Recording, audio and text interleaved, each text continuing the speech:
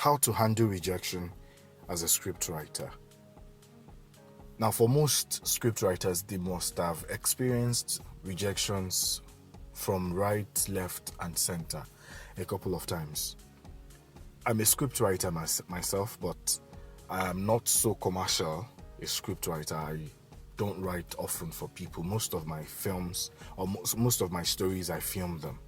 Now, on a number of occasions, I've had people contact me to write a script for them or write a story for them. And I can tell you one thing for free, and you're free to verify this from your sources. You're free to verify this from anyone. I have never written a script for someone and they reject it. I have never written a script for someone and they reject it. When I wrote The Photographer for Frank Chinedu, he took it on just the first draft. The first draft was approved. Now, what are the secrets? The most important secret in understanding why producers or directors reject your script in the first place, before I go to how you can handle rejection. Why do they reject your script? I talked about it the last time. Now, the major reason why most producers and directors reject your script is because you don't have a unique storytelling, style. If you check all of my films, I have a pattern for writing my stories. Regardless of the genre, there's always something you find that will make you know that this script is Jagaban's script, or this film is Jagaban's film, or he's the one that scripted the story. Somehow, you'll find my touch on it. Now, what is your touch as a scriptwriter? What is the uniqueness of your story? Is it your plot? Is it your sequence? Or is it your conflict? So most of the time, the reason why most producers, especially the type of producers we're having now, the reason why they reject your script is because they do not see anything fascinating, or they do not find it fascinating enough, because you're bent to just telling a story. You're bent on just telling a story. Now, you have to find a unique pattern of storytelling. I cannot teach you that, but you need to find it. Okay, what is my pattern? What is my pattern? What type of story can I tell without stress? So you need to find your own pattern. If you're good with inspirational stories, if your stories are inspirational stories, and you're very good at that type of story, find a way around that. Create your uniqueness around inspirations. So when you write a story, they say write comedy, you write it around inspiration. They said write thriller, you wrote it around inspiration. That's unique. So you can spread your uniqueness. It doesn't matter. You can still spread your uniqueness. I've written several stories. If you watch some of my films, The Gift, you watch Clean Money. If you watch The Gift, if you watch Clean Money, if you watch Just One Night, if you watch The Makeup, all of them, they all have this sense of ambiguity to it when you feel like, are you sure they didn't do too much in this story? Most of the times, my friends will say, Jagaban, why you they like your story make it get all of these touches? For me, I love when my story has touch of realism, because I'm a realist. I love it when my story has this touch of realism, when you can actually feel like, oh, this is the story. When you can feel alive within the story. How do I mean? Most of my stories has sometimes sense of nudity, strong languages, reality, things that people will hardly talk about. Me, I won't talk about it. That is my strength in storytelling. I told you guys earlier, I was being criticized for it for a long time. But then I now tell people, don't criticize what I put out. Watch the film. Until you watch the film, until you read the full story, don't criticize it. Then people started seeing my films. When they watch my film, When I made the makeup, it's on YouTube. When I made the makeup, it showed, there were signs of, oh man, there were so many sexiness, so many things, and then people went to watch. 99% of people that watched the makeup cried. 99% of people that watched the makeup, they cried. It was only one reason. I have known how to work my storytelling in such a way that I would add what I want to add. I will tell it the way I want to tell it, but the message will not go missing. So understand that you need to have a unique style. It is the uniqueness of your style that producers are looking for. Now, how do you handle rejection? There is what I call rejection or failure analysis. If I have a relationship with you and it failed, I'm going to do what I call a failure analysis. Why did this relationship fail? What did I do wrong? I'm not going to be capitalizing on whether you did something wrong. I'm not going to think about that. I'll think about what did I do wrong? Where did it all go wrong? Excuse me. So you have to understand how to do rejection analysis. I think you should read about this more on Google. It will give you more insight. But this is what you should do. Rejection analysis. Why was my story rejected? Read the story all over again. Just because you think you have written a good story does not make it a good story. Now, one of the things you scriptwriters, one of the mistakes you make, if you want me to tell you the truth, some of you or most of you don't have mentors. You just write your stories and pitch to directors. No, it shouldn't be like that. So you write a story, you have a mentor somewhere. You have someone that will tell you the truth no matter what. Send to the person first. I have a list of actors around me. They are just actors. Some of them I have never worked with them. I will send them the script.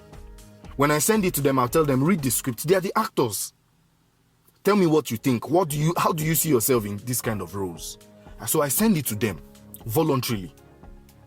They will read the script and give me a feedback. They'll tell me what went wrong, what is right, what is wrong, what they felt can be better. They'll give me that feedback. When they give it to me, I'll know that yes, the script has been written. I'll go back and rework on it if I have to. In some cases, they will tell me, what are you thinking with this kind of story? So I know that I have a perfect story in my hand. So you have just written a story. A producer contacted you and said, give me a story or give me a script. And then immediately you went to your archive and sent the script.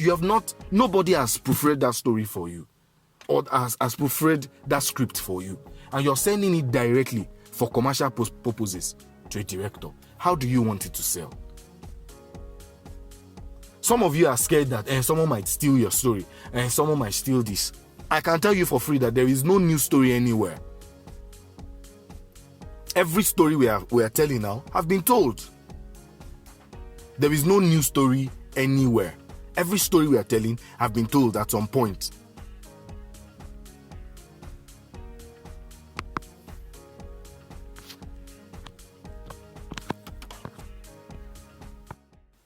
So handle your rejection analysis. Put it on the table. What has gone wrong? What have you done wrong here? Is it your plot? Is it your sequence? Is it your story itself?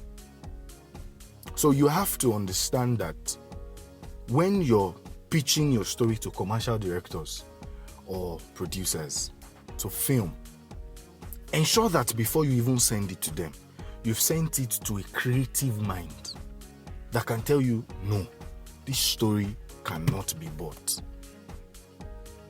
This story cannot be bought, or they'll price you down. You need to have that person. So this is one of the crises. This is one of the identity crises most script writers have. They write a story and then they'll send you page 26 and page 27. Send your full script to someone you trust. If you are so terrible as a script writer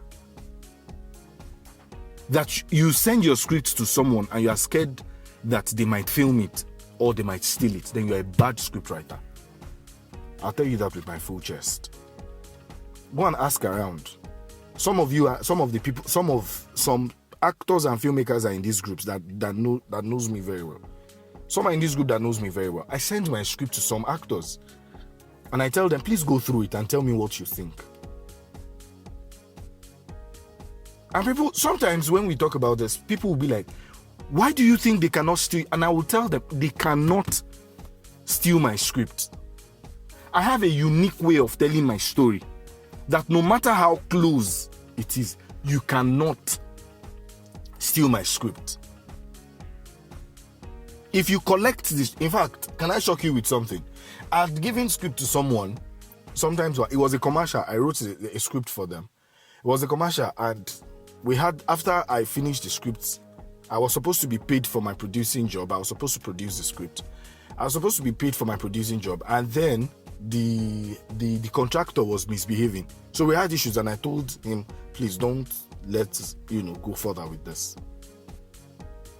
Just pay me for my script. So he sent the money for my script and I slept.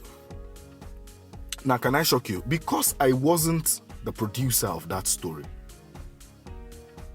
because I was not on set on that story, because they could not call me and say, Femi, how can we do this? How can we do this? How do you think we can achieve this? They could not. They shot about 4 times until they called me on set. And I told them, this is what you should have done here.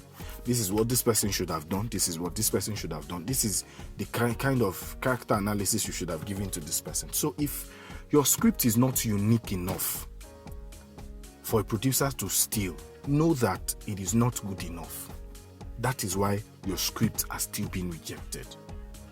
You need to have a story that cannot be stolen. Once you get to that point where your script cannot be stolen, then you cannot be rejected.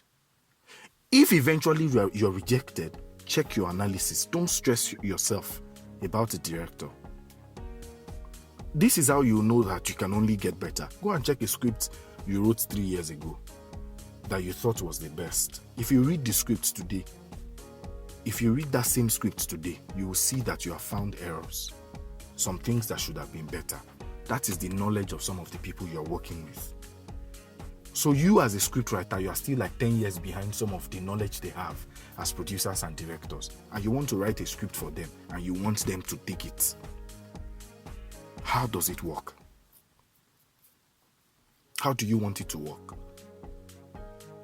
So if you're behind the knowledge of a director or a producer by 10 or 15 years and you're pitching a story to him and the person is rejecting it and they kept on rejecting your stories and you're thinking it's because they have a problem or your budget or something, it's not that. It is because you are behind them. That's why I gave you the example that if you write a script 3 years ago and you come back to that script now, a script you wrote in 2020, can you still pick up the script and still say this is perfect? Can you? Can you still pick up a script you wrote in 2020 and still say this is a perfect script? If you cannot, then it means there are things you need to work on. So do your rejection analysis properly. So they rejected your script. Send it to other people. Immediately. Start sending it to other people.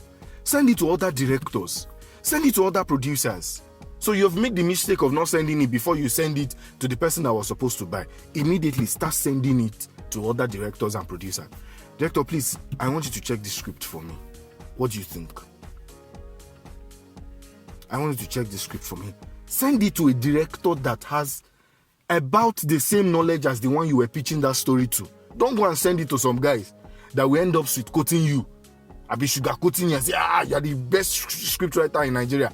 Don't do that.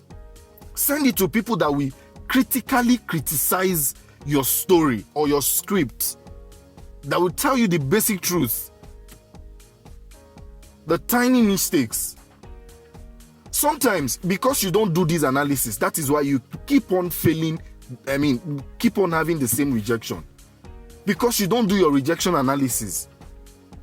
So you pitched a story to a director, he rejected it, or to a producer, he rejected it. You left the story like that. 6 months later, another producer came and said, I need a story. Do you have any story on ground? You carried the story and gave it to another producer. The producer rejected it again. You did not do your analysis on the first person's rejection. The same story, the same thing, nothing changed. Not even the title. You carry the same story and give to another producer and say, it's a good story, I like it, but I feel like something is missing. Do you have another one? They've rejected it again. You kept the story by the side again. You didn't do anything about it. No rejection analysis. So you're getting rejected per time because you are not doing your rejection analysis. If I pitch an idea to you and you reject me, I'll go back home. What did I say wrong? What did I do wrong? Did I not dress well enough? Was I not smelling good enough? Was my presentation bad? I will check everything I might have said wrong. After doing all of that, then I will now relax and say, okay, I'll take my time. 2-3 months later, I'll go back to that same idea. Do you know that some of these podcasts I drop for you guys, I listen to it by myself. Some of the things I say, I just say them unconsciously because they are inbuilt. They are subconsciously built into me. So when I say it, by the time I'm listening, I'll be like, oh, really? I said this thing? Okay, nice. I didn't know I said this. There are things that are subconsciously built. So I may not know. So I listen to it myself. When we are premiering, I stay on it myself and listen to it. Sometimes I be like, no, I should not have said this. I should have said this instead. I still do an analysis. Despite the fact that I'm the one teaching, I still do an analysis of my teaching.